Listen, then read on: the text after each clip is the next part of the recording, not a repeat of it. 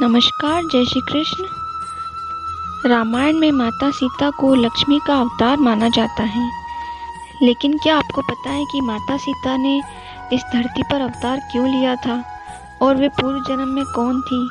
आज हम आपको इस वीडियो में माता सीता के जन्म से जुड़ी कुछ कथाएं सुनाएंगे। तो आइए जानते हैं कि माता सीता पूर्व जन्म में कौन थी और उन्होंने माता सीता का अवतार क्यों लिया था।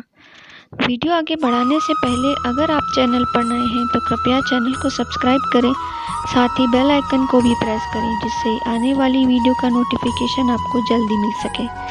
हम सब जानते हैं कि देवी सीता ही रावण की मृत्यु का कारण बनी थी। रावण के साथ जो कुछ भी घटित हुआ वह उसके पूर्व जन्म के श्रापों के कारण ही हुआ।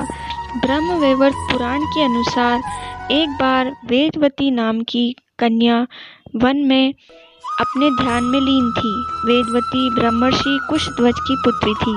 कुशध्वज को बृहस्पति का पुत्र कहा जाता है। कहते हैं कि अपने जन्म के कुछ समय बाद ही वेदवती को वेदों का ज्ञान हो गया था, इसलिए इनका नाम वेदवती रखा गया। वेदवती एक बहुत ही सुंदर कन्या थी जो भगवान विष्णु की बहुत बड़ी भक्त थी। जैसे जैसे वह बड़ी हुई उसकी भक्ति के साथ भगवान के लिए उसका प्रेम और भी बढ़ता गया। वेदवती विष्णु जी से विवाह करना चाहती थी, इसलिए उन्हें प्रसन्न करने के लिए उसने कठोर तपस्या करने का निर्णय लिया। एक बार एक असुर ने वेदवती के आगे विवाह का प्रस्ताव रखा। वेदवती अपने इरादों की पक्की थी। वह निर्णय कर चुकी थी कि उसे विष्णु जी से ही विवाह करना है, किंतु उसके परिवार वालों ने उसका साथ देने से मना कर दिया। इसलिए विवश होकर वेदवती को अपना घर छोड़ना पड़ा और वह वन में चली गई। बाद में उसके परिवार ने उसे अपना लिया और वापस आश्रम में ले आए। एक दिन जब वेदवती अपने ध्यान में लीन थी तब एक असुर उसके पास आया और उससे विवाह करने के लिए कहने लगा। जब वेदवती ने उसका प्रस्ताव ठुकरा दिया तब उस राक्षस ने उसके माता पिता का वध कर दिया, जिसके बाद वेदवती आश्रम में एकदम अकेली पड़ गई। वेदवती की उपासना से विष्णु जी अत्यंत प्रसन्न हुए और एक दिन वे उसके समक्ष प्रकट हुए। भगवान ने उससे इतनी कठोर तपस्या का कारण पूछा। तब वेदवती ने उन्हें बताया कि वह उन्हें पति के रूप में प्राप्त करना चाहती है। हालांकि विष्णु जी ने उसे बताया कि इस जन्म में यह मुमकिन नहीं है, लेकिन अगले जन्म में वह जरूर उनकी अर्धांगिनी बनेगी।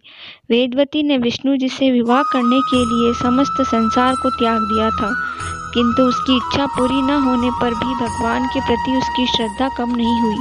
वह लगातार उनकी आराधना करती रही। एक दिन जब वेदवती एकांत में अपनी तपस्या में मगन थी, तभी उस समय का सबसे शक्तिशाली और खतरनाक असुर रावण वहां से गुजर रहा था।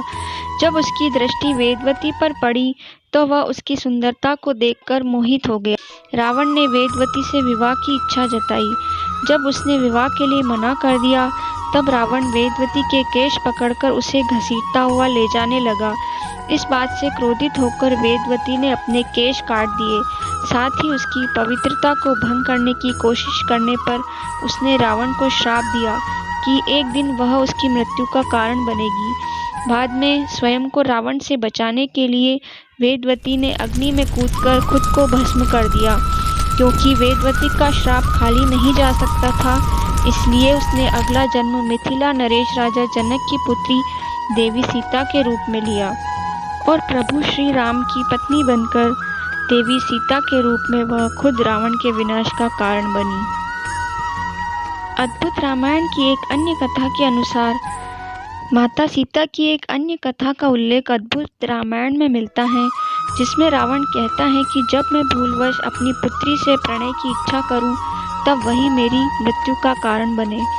अद्भुत रामायण के प्रसंग के अनुसार ही दंडकारण्य में गृत्समत नाम का एक ब्राह्मण था, जो मां लक्ष्मी को पुत्री रूप में पाने की कामना से प्रतिदिन एक कलश में कुश के अग्रभाग से मंत्रोच्चारण के साथ दूध की कुछ बूंदें समर्पित करता था।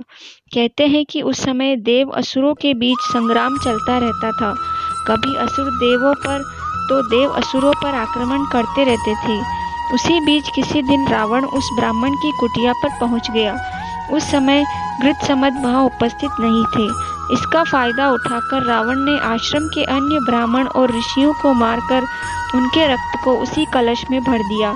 कहते हैं कि रावण उस रक्त कलश को अपने साथ लेकर लंका चला गया, जहां उसने अपनी पत्नी मंदोदरी को उस कलश को संभाल कर रखने को कहा।